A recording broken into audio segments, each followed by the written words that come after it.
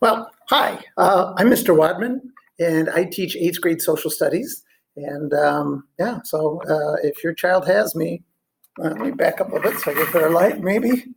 I don't look any better in this light either. Oh, well, maybe in my next life.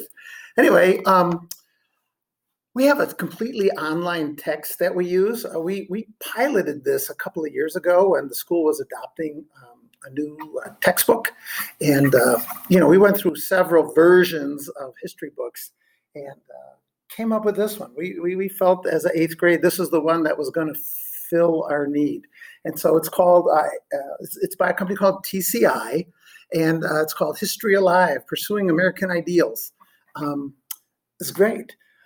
Really enjoyed it. We piloted it, like I said, 2 years ago. And Mr. Bradbury and we taught this last year completely online, and it went really, really well. It's a pretty reliable platform, and we really had very few, if any. Off the top of my head, I cannot remember having any issues with the provider. Of course, we're in the remote thing now, so who knows? It could all be different.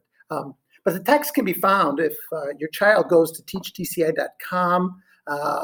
They'll see up in the right-hand corner, there's a student sign-in, but we'll be taking care of that when they get to school. But it's real easy to get to. In fact, we'll have them bookmark that, so they'll be able to get to their textbook and all the information they need quite quickly.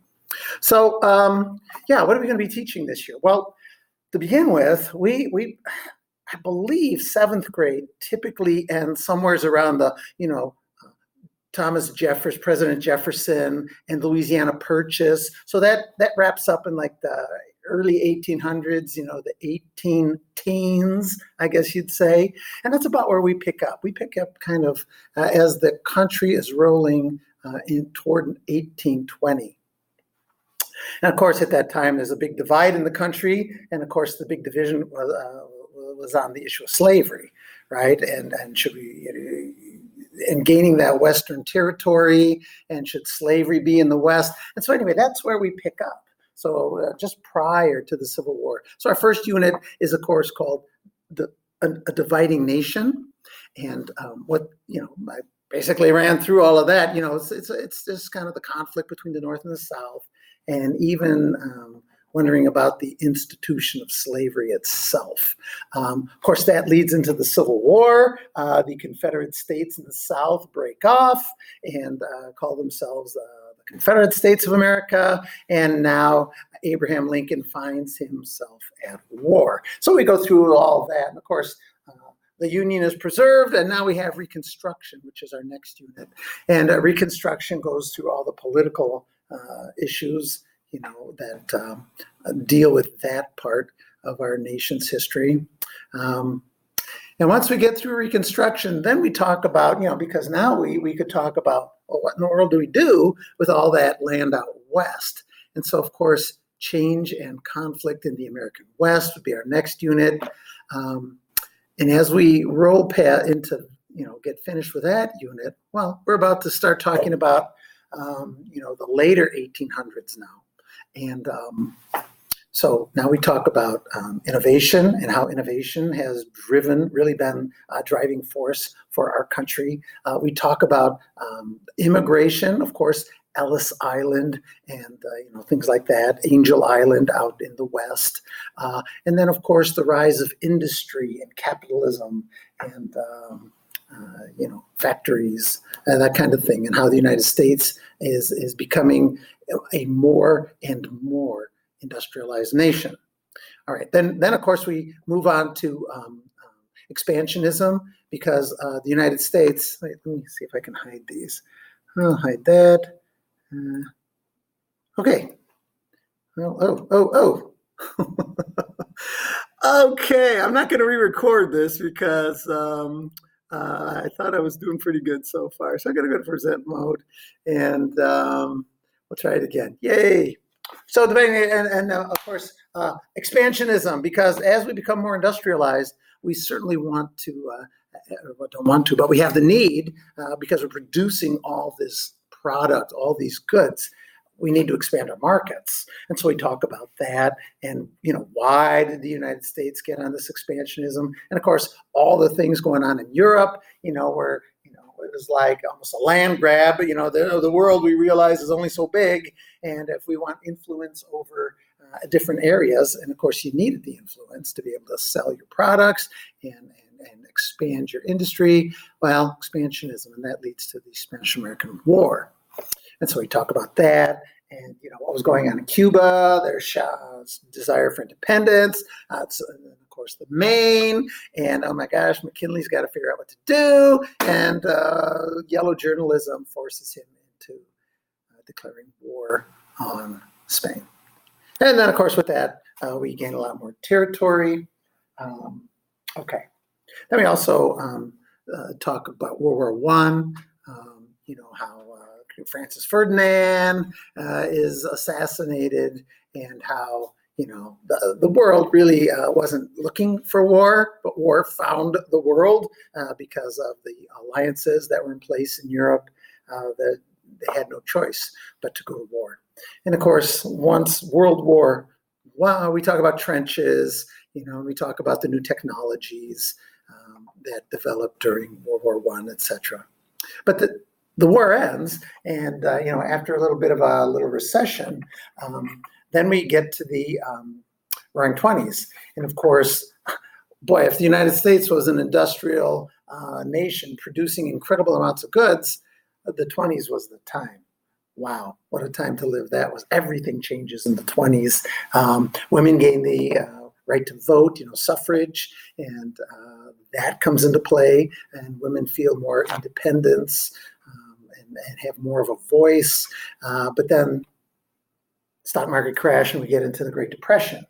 And so now we talk about all the issues like, well, was it just a stock market crash that caused the Great Depression? Well, no. But a lot of factors and a lot of areas where the government turned a blind eye, which certainly helped lead to the Great Depression. And everything that FDR, Franklin Roosevelt, tried to do to pull us out of the Depression, nothing did until World War II. And so then that's our next topic, subject for discussion. So then we get into World War II, and of course, Adolf Hitler and Mussolini, Tojo in Japan, and how the industrial might of the United States. I'm sorry, I should back up. Europe's at war. Roosevelt's trying to stay neutral, although he's trying to do everything he can to help, say, Great Britain take on the Nazis single-handedly. And it's not until, of course, here Japan's bombing in Pearl Harbor that we end up in the war. And then the industrial might of the United States comes to bear, and really modern warfare kicks in, and we realize that industry certainly plays a major role and will play, I'm sure, if we ever find ourselves in, hope it never happens, but industrial might, your industrial productivity can certainly turn the tables in a war. And so, of course, the Allies win the war, but one of our allies was the Soviet Union. And the Soviet Union came out of World War I. Well, I don't think we were really great allies to begin with when we were in World War I, but, it was the Soviet Union or Hitler, and we certainly didn't like Hitler or Imperial Japan. They had to be defeated. So, of course, coming out of the war, we don't trust the Soviets. They absolutely don't trust us. And this kind of sets the stage for the modern world and where we are today.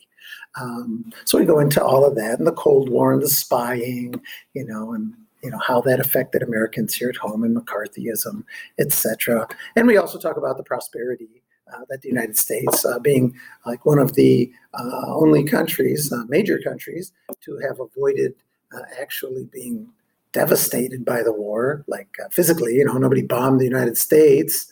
The continent, the 48 states, we were pretty good shape there. And so our industry was like top notch and ready to rock and roll. And so, we now roll into the 60s and the turmoil and the upheaval of the 60s. We will be talking about Vietnam. We certainly will be talking about civil rights. well, we'll be doing that in part of the Cold War, but it comes to kind of a major issue that has to be confronted in the 60s. And, the riots. What does this sound like today or what? The rioting and all the tribulation that comes in the 1960s.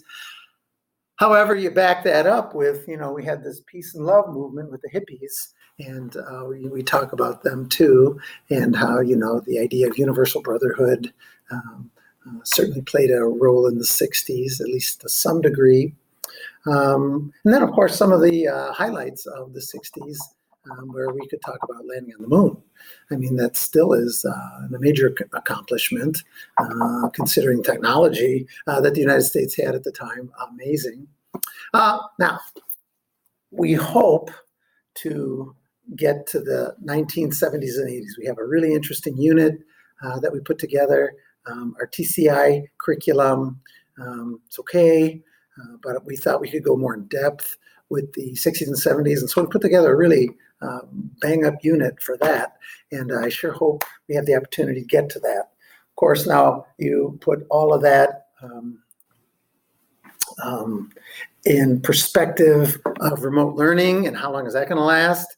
Hopefully, I'm still sitting on the 6-week plan, but if that doesn't work out, we're certainly going to be fully prepared to go as long as it takes remotely and make sure your child has a very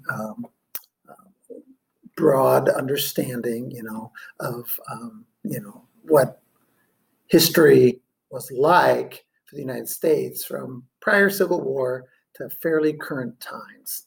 Okay, so we're hoping to take them for that journey, and I'm planning. Well, that's what we're planning for. Whether we're remote or we come back to in-person or hybrid, we're gonna be ready. Anyway, social studies is absolutely identical. What Mr. Bradbury teaches in his room is exactly what I teach. We pretty much walk in lockstep. What he does on one day, I pretty much am doing the same thing, and vice versa. So how do we go through our typical social studies? Well, of course, we have our TCI text, your digital textbook that your student will be reading. So we have that as kind of the bedrock, at least for a good chunk of our study. We've developed something we call guided reading sheets. And so as part of ingraining this information, we develop these guided reading sheets for most every unit. So that's going to also be a key component to your child learning the history that really they need to know to try to understand the world that we're living in today. Now, to go along with the guided reading sheets, we have PowerPoint presentations for each one. They're very graphic. They can contain the important information your child's going to need. And generally, we generate a tremendous amount of very interesting discussion. Yes, your child has lots of opinions and ideas, and we try to draw those out while we're in our social studies class. Of course, to go along with the PowerPoints, we have some lecture. In fact, we have quite a bit. I think this could be quite a bit of lecture being remote, but there are some really interesting and creative activities that came along with the TCI program. Now, they were great in person, and Mr. Bradbury and I are just going to have to try to figure out, if we stay remote, how can we convert those activities or some type of activity that we could experience remotely. And then there's a few projects sprinkled in during the course of our presentation of social studies to your children this year. So here I go. I got right at the end here. So I'm anticipating this to be a good year. I've actually been waiting for this class. I've heard nothing but wonderful comments from all the previous teachers about this class coming up. So cannot wait. Looking forward to it with bells on. But fun. I love to have a great time in social studies. So we're just going to really enjoy our time together. We try to make it as engaging as we can, and certainly as interactive. But to make that happen, your child needs to participate. So please make sure that they are to class on time. that they have whatever materials they need ready to go, and, that they participate. A lot of questions, a lot of discussions in social studies, and absolutely looking forward to all of their participation. So if you have that child who's just kind of quiet, especially remote, you got to get involved. So please encourage them to, just once a day, raise your hand or throw out a comment. It goes a long way, and you know that. All right, well, I think that pretty much wraps it up. As always, if you have any questions or there's something you need to know or something you need to let me know, certainly communicate with me.